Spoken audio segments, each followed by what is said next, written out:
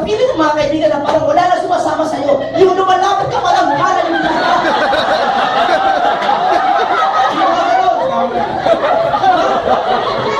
may nakita ka rin, isipin mo lang parating pamilya mo. Anong pamilya man? Kung paano sila natutulog, komportable ka sila o hindi. Tama. Pagkain nila, masarap ba o hindi? Di ba? Pag namamasyal kayo ng Pasko, sabi ng nanay mo, anak, bili tayo aircon. Sasabihin mo, inay, huwag aircon. Lalamigin to, baka magkakayo mo. Wala ko mabili. Di ba? So, always remember why you join. Kaya para sa akin, mga kaibigan, huwag niyong kakalimutan yung dahilan niyan. Because yan dahilan na yan, yan ang magiging fuel ninyo towards success. Yeah!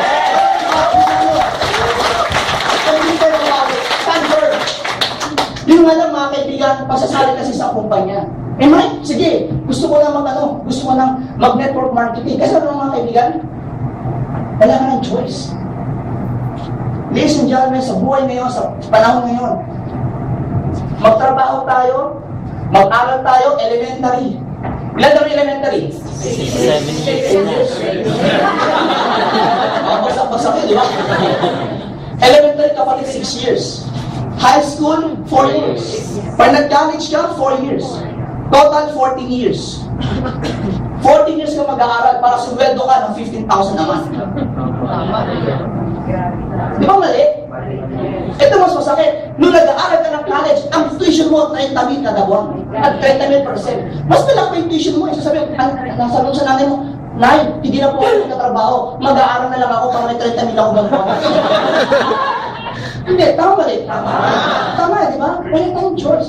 Mga kaibigan, I'm not against for those people who are employed because in the past, I was also an employee in my college days. There's nothing wrong in being employed. Ang problema lang kapag employee tayo, make sure lang yung income, sweldo, malaki. Di ba? Kasi kapatid, 15,000, malaki maliit. Maliit, di ba? O, gawin natin 30,000. Sweldo, malaki maliit. Maliit pa rin? O sige, 50,000. Sweldo, malaki maliit. Pwede lang pa rin. Ano ba, sweldo mo? 15,000. Pero 50,000 at kalilitan siya. Diba? Parang iba eh, di ba? Pero ano bakit kasi? Because we know the difference between the small money and big money. Yes. Yes. Diba? Kasi at the end of the day, when you break it down, ganito mangyayari. Lahat tayo may mga pangarap, we have our wants. Ang mga wants natin, I'm sure lahat natin gusto house and lot. Tama ba?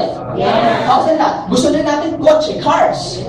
Cars. Alam sa totoo lang, kapatid, ako po, hindi po ako mahilig sa kotse. Hindi, gusto ko kotse, pero yung ordinary, okay na ako. Di ba? Mayroon kami CRV, mayroon kami Toyota Altis, okay na ako doon. Pero sa totoo lang, ngayon lang po ako nainggit sa kotse. Nakita ko yung mga top distributor dito sa Royal. Sila Arnel. Di ba? Where's Arnel? Sabi sa akin natin, apply. Sabi sa akin, Sir Mike, next week, so bibigay ko na sa'yo Porsche. Sabi ko, huwag naman. Kotse, mga tao din, naka-Porsche, naka-Camaro, di ba? Naka-Z4. Kayo sa naka-Z4? Yes. I love you, Papa. Z4, di ba? So, ibang klase ang sasakyan. Gusto nyo ba ganun sasakyan? Yes! O, gusto nyo yun, nag-jeep ka. Hindi mo tuwing umaga, wow, excited ka, tumisin, bakit mag-jeep ka na? Baka yung mas kalsada, pag nakapita ka ng jeep, jeep, ay, may makikita ka rin. So, ang sabi mga kaibigan, gusto natin mga magagandang buhay. Sa mga babae, gusto yung makalahas. Yeah. Diamond, di ba? Siyempre, diamond are forever eh. Tapos, savings. Anong gusto mo savings? May laman, wala? Di ba? At the same time, travel. Me and my wife, we love to travel. We travel mga 3 to 4 times a year. We'll go abroad. Punta kami kung ano, para pahinga. Kung bakit ganyan, di ba? House and lot. Magkano gusto yung house and lot? 10 million. Ha? 40? 40? Open mansion na yun, di ba? Pwede gawin CR lang yun, di ba? So sabihin lang natin muna ano, o sabi niya, 40 o 10 o 20 million na lang. Pero mangangarap ka na lang eh. Alam mo, may pangarap mo, ano yun? Ano lang, apartment. Hindi, kung mangangarap tayo malaki. Mangarap ka ng malaki. Cars, gusto marami, isa lang. Budget mo, mga million. Yes. Hindi, alam mo bakit? Siyempre gusto natin yung pang-pamilya. Pwede ka mag-Starex, 150. Siyempre tayo mga lalaki, gusto natin sports car din, tama? Yes. Gusto mo rin siyempre meron ka pang off-road para mga Pajero, o kaya H2 Hammer, ano naman gano'n? Yung magagandang sasakyan, pamilya mo sasakay. Pamilya mo sasakay, gusto mo kakarag-karag. Di ba? Oo, wife. Ano bang nang pupo mo niya? Baba! Bakit? Baba! Siyempre kung maluho. Di ba? So, alas, mga mag-budget ka alas, sabihin na lang natin alas mo, mga 2 million na lang. Savings sa bangko, mga 10 million para masarap naman. Di ba yung tipo bang inspired ka tumingin ng ng passbook mo? Di ba kasi may passbook, ayaw tingnan. Di ba? Pag nakikita, nakakalungkot. Di ba? So, alam mo mo, maraming zero o zero? Zero. Siyempre, travel mo, pagkalat ka kahit mga 5 million. This for your whole lifetime na yan, makapag-travel ka. Di ba? To add it all up, 20, 10, 30, 40, 40, 45, 47 million. Sa halagang 47 million, matutupad ang pangarap mo. At ang sweldo mo, 15,000 naman. Diba? Ang ganda? Ang ganda mo, di ba? So, Mike, paano mangyayari yun? Imagine this, ladies and gentlemen. I'd like you to broaden your mind, your horizon. If you're making 100,000 a month, anong klaseng trabaho yan? Very seldom can you find people who's making 100,000 a month as an employee. Managers. Okay? Management, not necessarily, because ang mga bank managers, I doubt 200,000 a month yan. I doubt. Diba? Ibang klase yan. At pangalawa, para kung sumweldo ng ganyan, hindi pwede college graduate ka lang. Kailangan may master's degree ka. Doktor. Tama? Now, imagine mo to, 100,000 a month ka, times 12 months, ibig sabihin that's 1.2 million per year ang income mo. Times 10 years, that is 12 million. Times 40 years, this is 4.48 million. Tama ba ako? So lumalabas, if you're making 100,000 a month, sa loob ng 40 years, magkakaroon ka na ng magandang kotse. Yes. Malamang pag nagmamaya, wala ka ng masulit yun.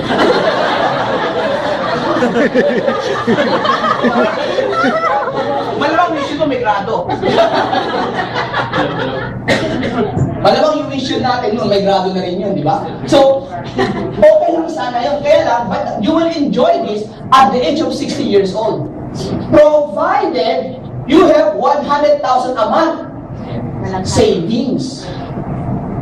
Kasi savings to. Kasi this is what you want. Iba pa yung needs mo. What are your needs? Our needs, food, clothing, shelter. Di ba? Ano ba? Education. Alam na nang sumasweldo ka, hindi ka nakakain. Bakit ka kumakain? Kasi may pangarap akong kotse. Di ba? Malamang meron kang ulam. O, anak, buksan mo na yung ulam. O, kahit hindi, amoy lang. Di ba? Hindi pwede. Kapatid, hindi ko 100,000 is okay if this is your savings. You still have to sustain your needs. Magkaiba yun. So, ibig sabihin, lumalabas nga, is 100,000 enough or not enough?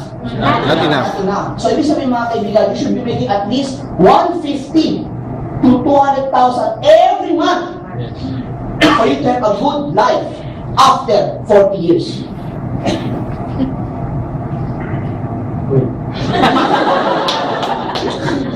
Tama mali? Alam mo, mas maganda, sabi ng Mike, hindi ang liit pala ng sweldo ko kapag hindi mo malit ang sweldo mo. Sobrang liit. Tama. Di ba, mga iba, maganda pa ng cellphone? Di ba, may iPhone pa eh. Tapos makikita mo, bakit pwede maload? Yung mga ganong klase. So, ang sabi mga kaibigan, I think it's very important. If your goal is financial freedom, that is good. But you have to find the right vehicle for your financial freedom. Working for other people with a salary of a very small salary, I don't think it will be very feasible. And that is reality, mga kaibigan. Again, I'm not here to quarrel with you. Again, there's nothing wrong with employment, provided you know your employment will provide your wants. Pero hindi, Mike, mayroon naman akong pag-ibig. What yung pag-ibig ka? Di ba? Pag-ibig. Ito masakit, kapatid. Yung 20 million ngayon, after 40 years, yung 20 million, maliit na. Inflation. Di ba? Tingnan mo. Ang ating sweldo ganito. After 5 years, increase. After 2 years, increase ulit. Ganyan na, di ba? Tama mali? Tama. Tapos, ang pagtaas ng bilihin, ganito. At ano, saan mo kukunin ito? Meron yan. Dati, kinukuha yan sa utang. Di ba? Pero ngayon, medyo may social na. Ang tawag ng English, loan. Diba? Para sabi ko lang, I'm going to the bank. Why? Mag-loan. Diba?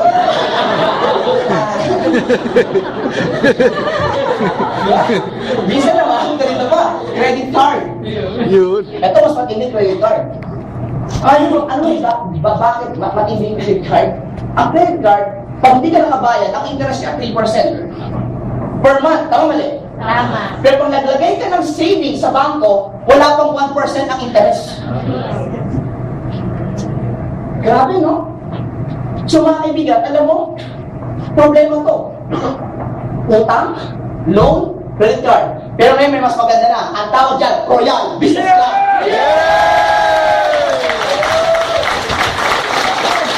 Royal. Now, mga kaibigan, now you know why you should do Royal. Tama mali? Alam niyo na, be firm about it for your family. Kaya pag uwi mo sa bahay, nagalit ang nanay mo, nagalit ang tatay mo, kasi late ka na. Bakit ka late? Tay, Royal. Ha? Diba? Royal. Dapat ka nyo lang, ang asawa mo, bakit kayo ka naman? Wife, Royal. Walang Royal. Anong Royal? Royal. Bakit? Alam mo mga kaibigan, bakit mo ka na ipaglaban yun? Nagkaroon na ba kayo ng kaibigan o nagkaroon ka na ba ng isang girlfriend or boyfriend dati na ayaw ng barkada? Okay na yan, meron wala? Hindi mo ba na pag nakikita ng barkada mo, yung kasintahan, sinusuka nila? Yung ayaw talaga, meron wala? Pero kasi mo, after ilang months, tinatanggap na nila. You know why? Kasi nakita nila na kahit gano'n ka negative, wala silang pakailang, mahal niyo pa rin kasi yung tao. At dahil minahal mo, pinanindigan mo, tinanggap nila. When you do Royal, mga kaibigan, your friends doesn't agree with you. They don't understand you. It's okay. Why? Panindigan mo lang. Bakit? Sasama din yan.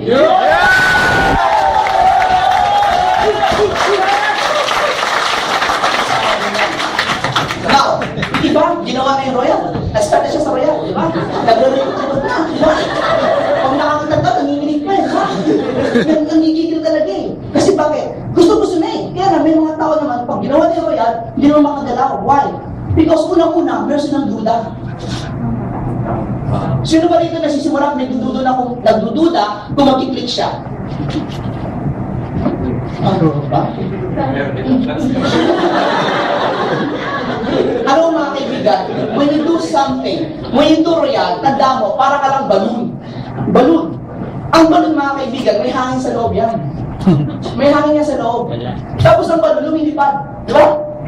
Pero mga kaibigan, ang balloon kahit gano'ng kalaki yan, kung meron yung butas, gaas pili lang ang liit.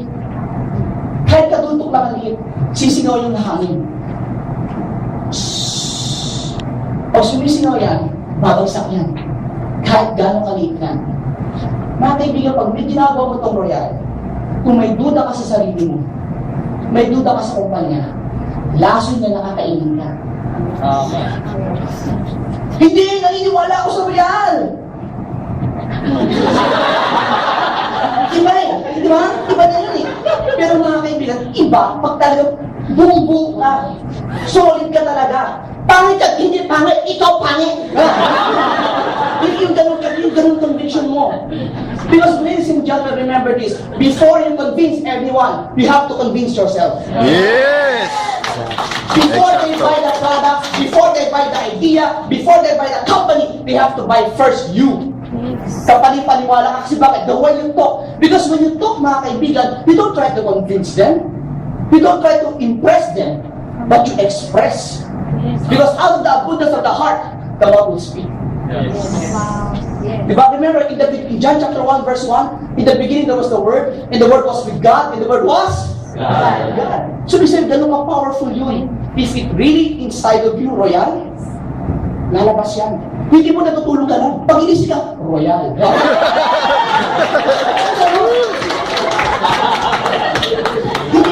Hindi pwede yung kaduda-duda ka. Yung buong na dapat sa loob. Mga kaibigan, yung doubt, kailangan mawala yan.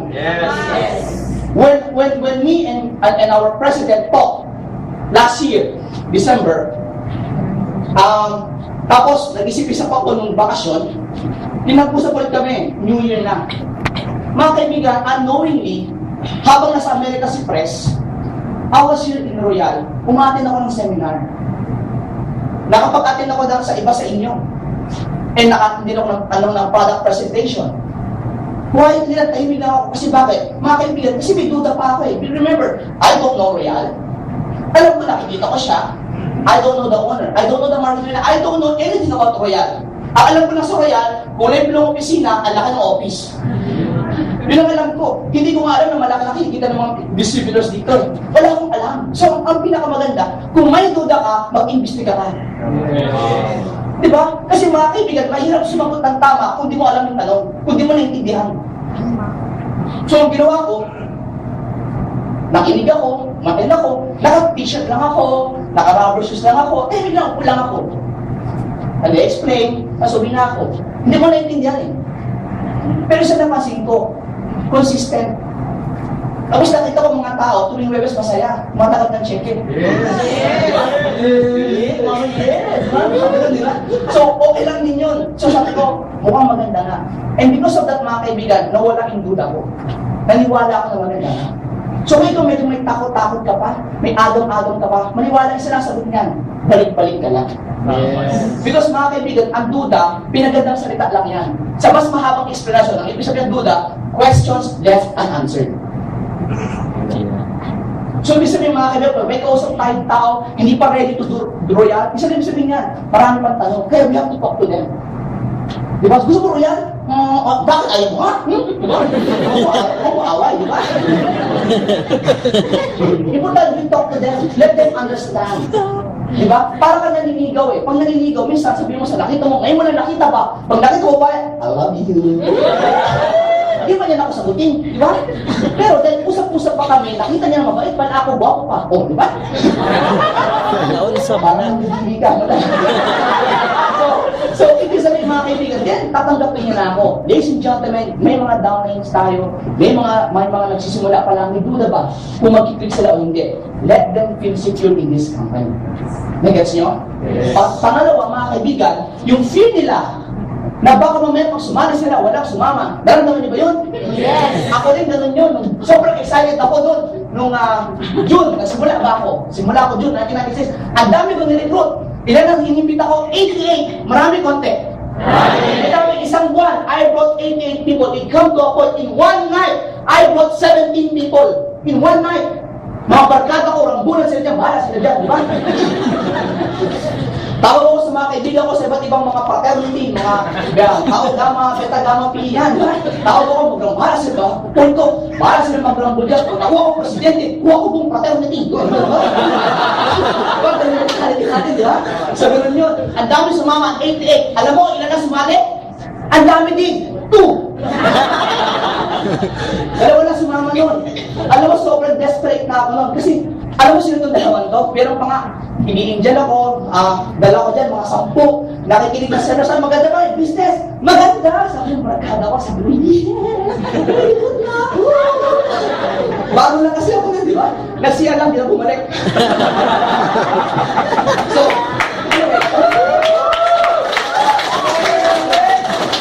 here's the best part. Etong dalawang to, alam mo sino to? Kaklase ko ng Kinder 2. Sobrang desperate na ako. Sabi ko, Des, kamusta ka na? Okay naman. Alam mo, Des, na-miss kita. Makita tayo saan? Dito sa office ko. Hindi alam, meron ko na siya. So, sumama siya. Mga kaibigan, ito pala, Des, buti na naniwala. Naganda sa negosyo, sumali.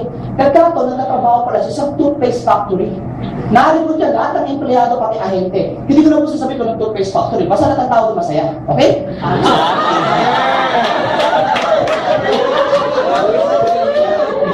di ba? Diba? So, gano'n. So, masaya sila doon. So, anyway, sumali sila. And ang dami kagad yung grupo. Sa isang yan. Tapos yung isa naman, mga kaibigan, nagbibili ako ng libro sa Merriam-Webster bookstore. Meron pa ba nun? Yes.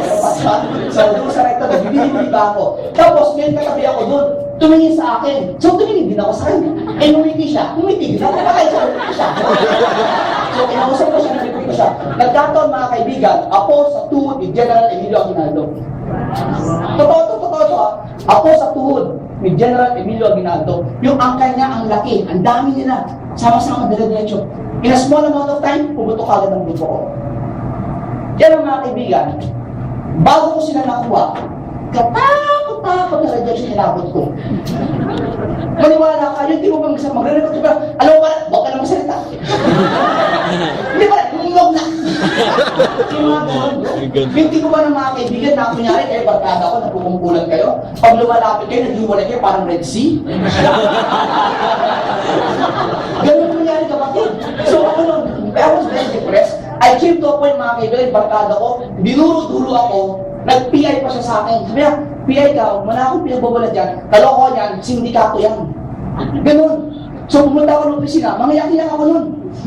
Tapos nakita ko, apply ko, ba't ang umiyak? Kasi apply, yung barkada ko, namura ako eh. So pare, so, nadidepress ka? Oo. Alam mo, sabi niya, di ba Mike, pare, nung nagsimula ako, inindya mo rin ako? Oo. O, karma-karma lang yan.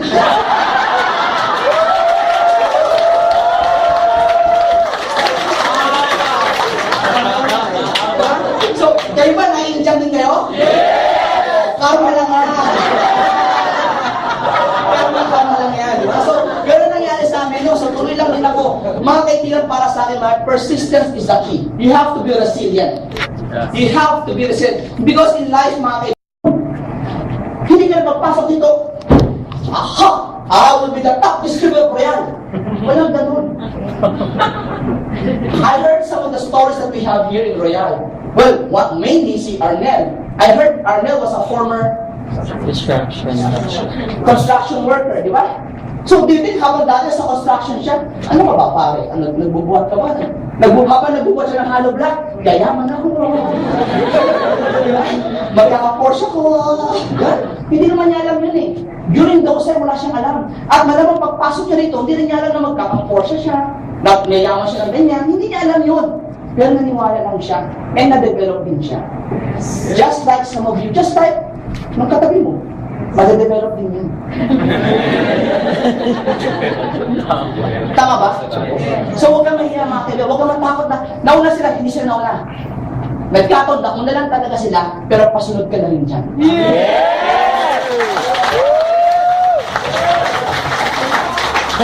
So what are the things that we have to acquire? Well, first, when it comes to attitude, one attitude that we all must have, this is my favorite eh. Anong attitude? Ano ba ugali? Ang ibig sabihin ng attitude, ugali. Pag-uugali. Well, para sa akin, ang isang importante ugali, kung mag-royal ka, is you have to have a good learning attitude. Tama? Yes. Good learning attitude. Paano yan? Kasi hindi pwedeng papasok ka ng royal na alam mo na lahat. Kasi tandaan mo ito, alam ko na yan, ba't ako atin na 7 yan? Tandaan ito. Ito parati ko sinasabi. Kung alam mo na yan, kung kabisado mo na lahat yan, kung alam mo na lahat, bakit ganyan ka pa din?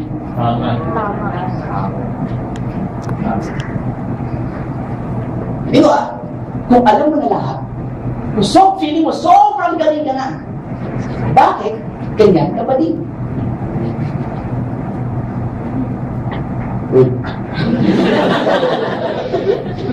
Nakuha nyo? Yes. So we have to learn. Ladies and gentlemen, I have been in network marketing for 15 years. 15, hindi 50 15, 15. Sa Chinese, tago, sure. So, mga kaibigan, 15 years na po ako. And when I started in Royal, nakikinig din ako sa seminar eh. I jot down notes. The first, nung una kong pasok dito sa Royal, official na, ang first na natin ko talagang speaker is first was Rocky Espaldon, then second was Jay Ocampo. And then pangatlo si Mr. Elmer Maguntayaw. Tama, no? Maguntayaw, di ba? And they're all good. Jot down notes ako, nakikinig ako sa kanila. Ano, bakit mo kailangan makinig? Kasi, yung sinasabi nung that time, yung sinasabi ng speaker A, may nasasabi ng speaker B na hindi sinabi ni A. At may sinabi ni C na hindi sinabi ni B. At may sinabi si C na hindi nasabi ni A. Alam mo yung gano'n? So, because of that, marami ka na-acquire, mas maintindihan mo, mas gagaling ka. Naku yung sasabi ko? Yes. You have to keep on learning and learning. During my time, when I was still young, long time ago, I started network marketing when I was 22 years old. I was that time so young, so innocent, so fresh. So, ganun ako nag-start nun. And ngayon, nag-network po ako mga kaibigan sa iba't ibang bansa na rin. Physical na pumunta ako. Nag-network po ako sa Canada, sa Amerika. I went to India. Nag-network po ako sa Singapore, sa Malaysia, Hong Kong, Taiwan. So, I've done network marketing in 7 countries physically. Tapos, my network in Singapore, it grew. So, ang mga narito ko doon, may Singaporean, may Pinoy, may mga Indian, at may mga European. So, nagkaroon po ako sa network sa Belgium, Netherlands, Luxembourg. Then I had a network in Germany. I had a network in Italy, UK, and Spain.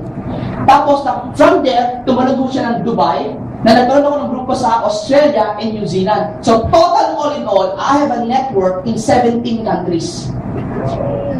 So, minsan, pag nag-uusap kami, kaya importante sa akin ang internet kasi nag-uusap kami madaling araw sa Pilipinas, tapos tanghali sa alam mo yung gano'n?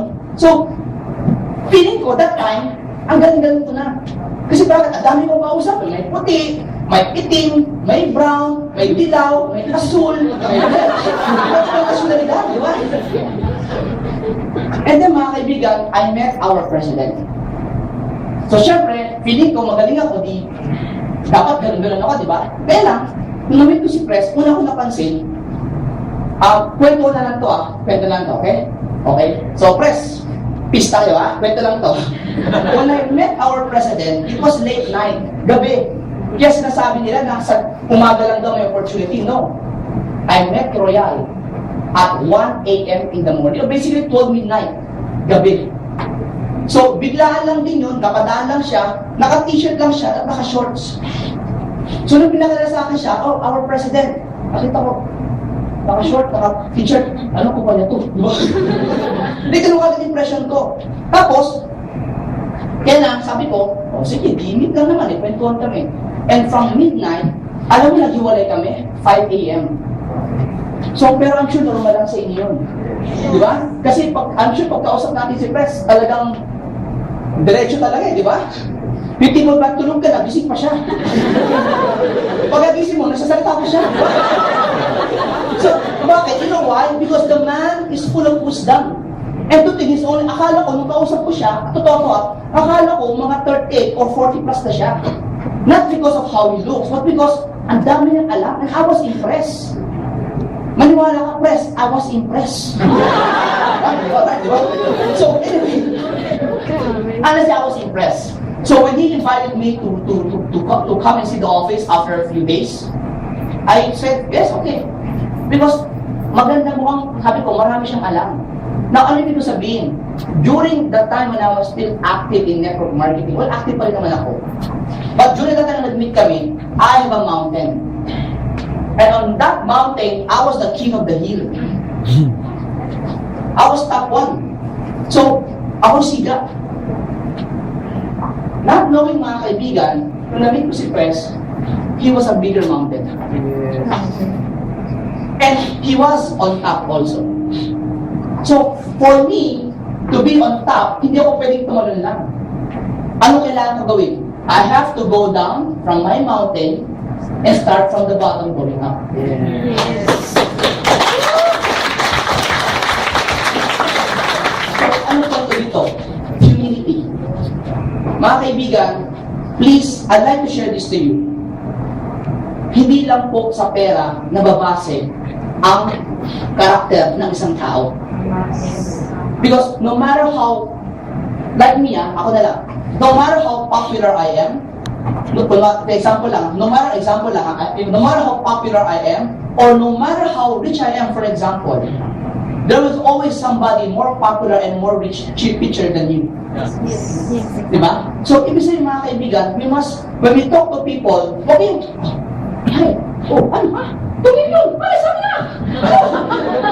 No. So, let's talk to them in a sense na, kumbaga, yung 2 million natin, o yung kinikita natin, whatever man, on the side lang yun. Because you will come and join me, not because of what I have, but what I am really am, the total package. Because when you join Royal, it's not just money, it's about character, values, integrity. Yan ang Royal.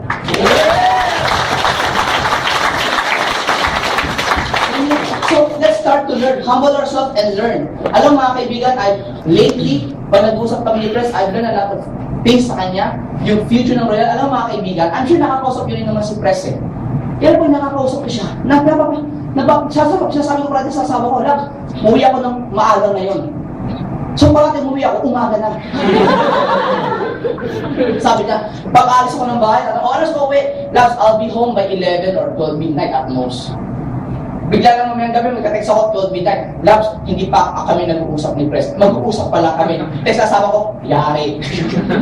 Why? Because when we talk, ang dami niya kasing wisdom eh. Dami wisdom. I'm sure kilala yung si Press, di ba? Yes. Ibang klase yung taon ko. Kaya ako, I'm proud. Sabi nga, I'm proud to be Royal. And right now, I am proud to be Royal. So,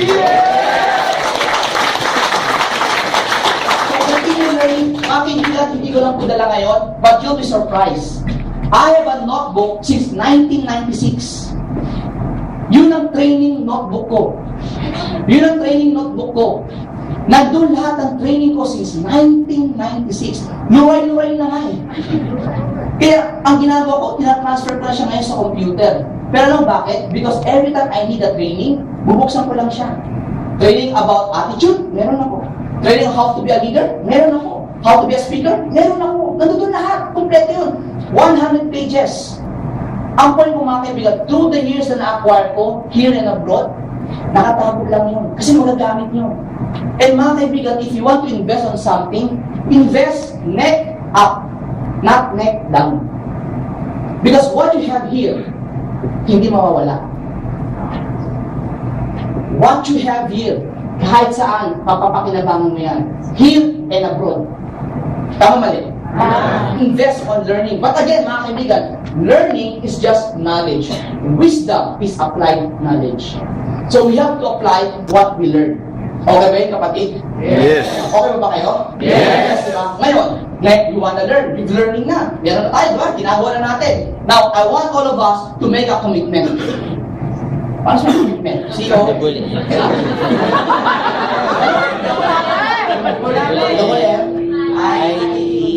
Tama? Tama ba? O, syempre, walang spelling kasi sa engineering. Math lang kami.